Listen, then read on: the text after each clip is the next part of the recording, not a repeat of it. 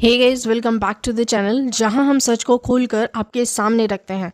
आज का टॉपिक है बहुत ही सीरियस, बहुत इंपॉर्टेंट और शायद थोड़ा कंट्रोवर्शियल भी।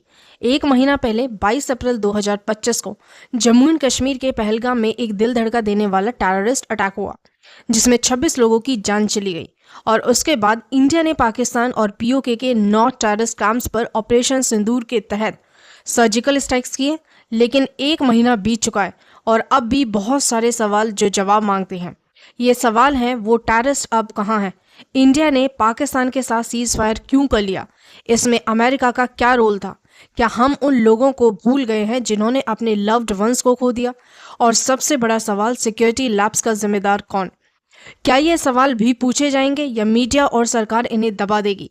आज के इस वीडियो में हम इन सारे सवालों का जवाब तलाश करेंगे, स्टेप बाय स्टेप फैक्ट्स के साथ। चलिए शुरू करते हैं। पहले ये समझ लेते हैं कि 22 अप्रैल 2025 को पहलगाम में क्या हुआ था। पहलगाम जम्मू कश्मीर का एक खूबसूरत टूरिस्ट स्पॉट जहां हर साल हजारों लोग घूमने आते हैं। लेकिन उस दिन ये शांतवादी खून से लाल हो गई। एक टेररिस्ट अटैक में 26 लोगों की जान चली गई और कई घायल हुए। ये अटैक इतना सडन था, इतना ब्रूटल था कि पूरा देश शॉक में रह गया।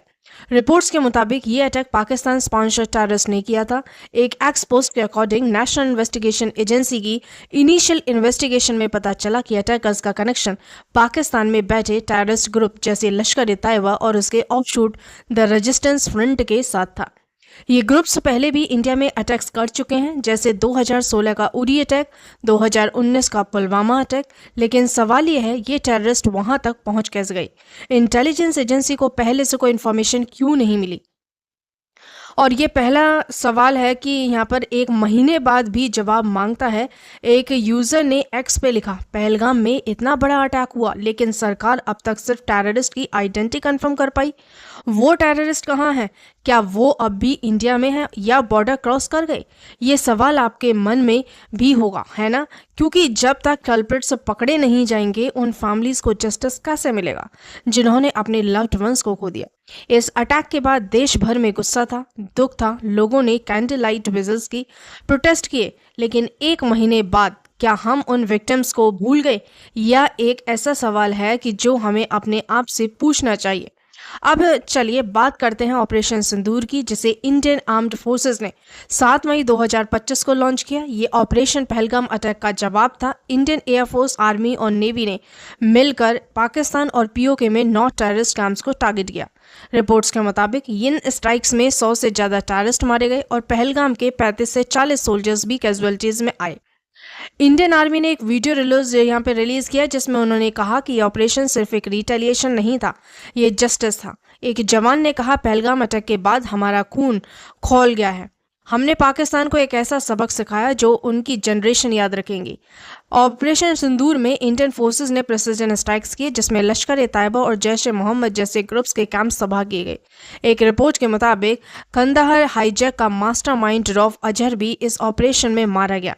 लेकिन यहाँ एक ट्विस्ट है। फॉरेन मिनिस्टर एस जयशंकर ने कहा कि ऑपरेशन के शुरुआती फेज में पाकिस्तान को इन्फॉर्म किया गया था कि ये स्ट्राइक सिर्फ टेररिस्ट कैंप्स पर हैं, पाकिस्तानी मिलिट्री पर नहीं। ये स्टेटमेंट बहुत कंट्रोवर्शियल हो गया। कांग्रेस लीडर राहुल गांधी ने इस पर सवाल उठाया कि अगर पाकिस्तान को ये पहले से पता था तो क्या इस वजह से हमारे एयरक्राफ्ट को नुकसान हुआ? फॉरेन मिनिस्ट्री ने इसका क्लैरिफिकेशन दिया है कि ये इन्फॉर्मेशन ऑपरेशन स्टार्ट होने के बाद दी गई थी, पहले नहीं। लेकिन सवाल यह है, क्या ये एक डिप्लोमेटिक मूव था या सिक्योरिटी लैप्स? राहुल गांधी ने एक्स पे पोस्ट किया, ये एक अपराध है। हमने कितने एयरक्राफ्ट को? देश को सच जानने का हक है। दूसरी तरफ बीजेपी के अमित मालविया ने इसका जवाब देते हुए कहा कि राहुल गांधी फैक्ट्स को ट्विस्ट कर रहे हैं और पाकिस्तान की भाषा बोल रहे हैं। ये पॉलिटिकल ब्लेम गेम चल रहा है। लेकिन असली सवाल, सिक्योरिटी लैप्स का जवाब कौन देगा? अब आते हैं दूसरे बड़े सवाल पर, इंडिया ने पाकिस्तान के साथ सीज फायर क्यों एग्री किया? 10 मई 2025 को 4 दिन के इंटेंस कॉन्फ्लिक्ट के बाद दोनों कंट्रीज ने सीज फायर पर एग्रीमेंट किया। लेकिन ये इतनी जल्दी क्यों हुआ? पाकिस्तान ने तो इंडिया के 26 सिटीज पर ड्रोन और मिसाइल्स अटैक की कोशिश की थी, जिसमें जम्मू, पठानकोट और जैसलमेर के मिलिट्री बेसिस टारगेट किए गए। इंडियन फोर्सेज ने भी इन अटैक्स को सक्सेसफुली न्यूट्रलाइज किया और S-400 डिफेंस सिस्टम का भी इस्तेमाल हुआ। तो फिर जब इंडिया यहाँ पे अपर हैंड में था, तब सीज फायर क्यों? एक थ्योरी ये है कि इंटरनेशनल प्रेशर, स्पेशली अमेरिका का दबाव, इसके पीछे था, लेकिन इसका कोई सॉलिड प्रूफ नहीं है। ब्रिटेन ने कहा कि वो दोनों कंट्रीज के बीच डायलॉग सपोर्ट करता और यूक्रेन ने भी दोनों साइड्स के रिस्ट्रेंट मांगे हैं। लेकिन अमेरिका का रूल क्या था? क्या यूएस ने बिहाइंड द सीन्स डिप्लोमेसी की, या फिर ये इंडिया का स्ट्रैटेजिक डिसीजन था कि एस्केलेशन से बचा जाए? अब बात करते हैं अमेरिका के रोल की। जब भी इंडिया और पाकिस्तान के बीच टेंशन होती है, अमेरिका का नाम आता ही आता है।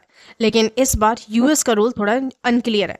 कोई ऑफिशियल स्टेटमेंट नहीं आया कि अमेरिका ने डायरेक्टली इंटरवीन किया, लेकिन इंटरनेशनल मीडिया जैसे द गार्जियन और बीबीसी ने स्पेकुलेट किया है कि यूएस ने बिहाइंड द सीन्स टॉक्स किए होंगे to deescalate the situation.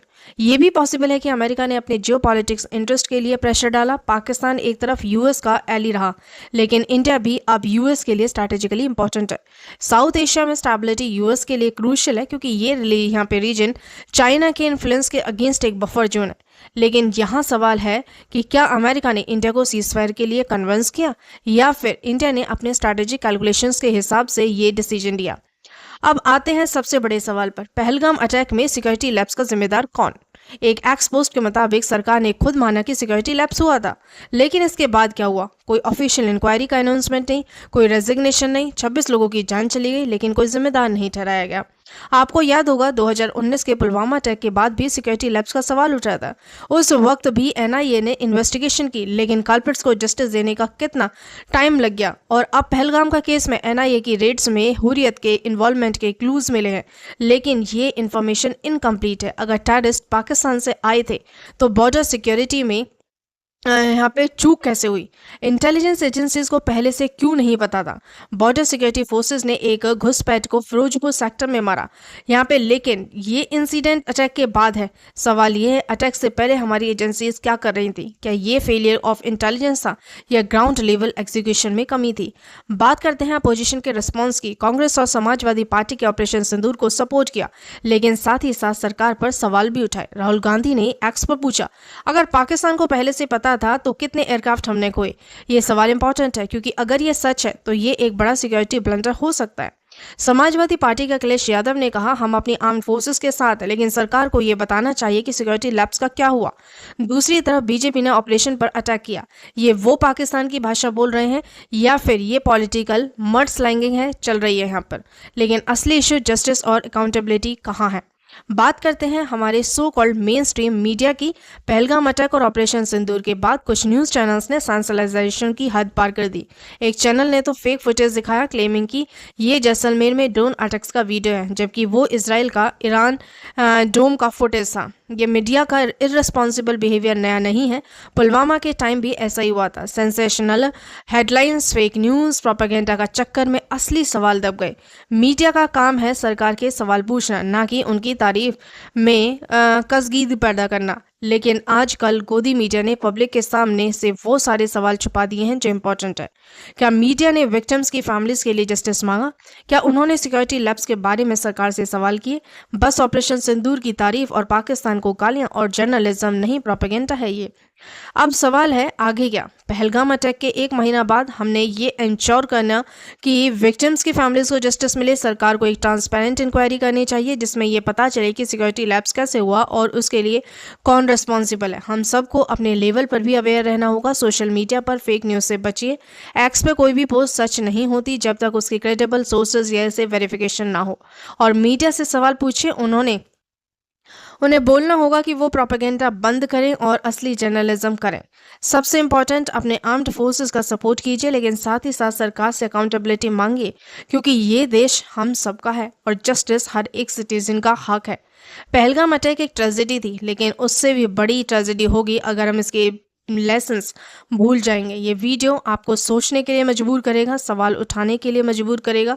Comment section में अपने थॉट्स शेयर कीजिए। आपको क्या लगता है, सिक्योरिटी लैब्स का जिम्मेदार कौन है? क्या सीज फायर एक गलती थी, और क्या हम विक्टिम्स के लिए जस्टिस मांग सकते हैं? अगर ये वीडियो आपको पसंद आया तो लाइक कीजिए, शेयर कीजिए, चैनल को सब्सक्राइब कीजिए, बेल आइकन दबाना ना भूले ताकि आपको हर नए वीडियो का नोटिफिकेशन मिले। हम आपके साथ मिलकर सच की तलाश जारी रखेंगे। तब तक के लिए थैंक यू।